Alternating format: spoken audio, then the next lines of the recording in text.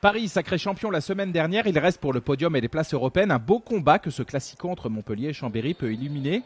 Si les locaux mènent historiquement par 14 victoires à 8 pour 1 nul ces dernières années, l'équilibre tend à se stabiliser. D'entrée, ce sont néanmoins les autres qui prennent les affaires à bras-le-corps avec ce premier but tout en détermination de bonne fond. Le MHB mène assez vite par 3 à la 6e puis 7-4 à la 15e, grâce notamment à son jeu rapide que l'on retrouve sur cette action collective qui voit Dolenets parfaitement servir Toumi. L'ailier droit fait parler son jump et son toucher pour lober parfaitement Ristanovic. Avec 5 buts, il finira deuxième meilleur marqueur des Héroltais. Pas venu pour faire de la figuration, le CSH continue de mettre du rythme et va refaire son retard via N'Guessan, 4 buts. La marque est de 8-8 à la 24e.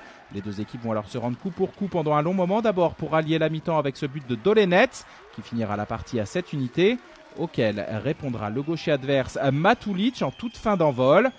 Montpellier mène tout de même 11-10 au moment de rejoindre les vestiaires.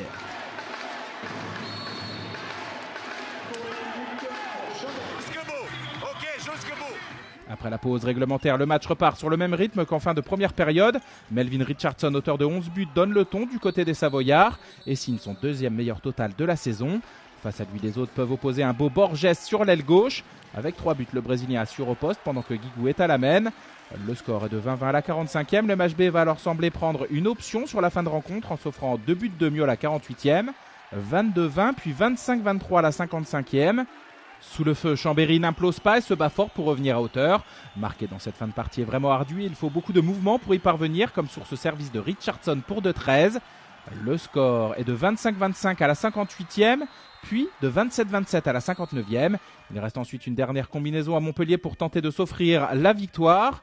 En vain, Dolenets tente de trop loin pour que le sort puisse basculer. Match nul logique entre deux équipes vaillantes qui n'arrangent personne.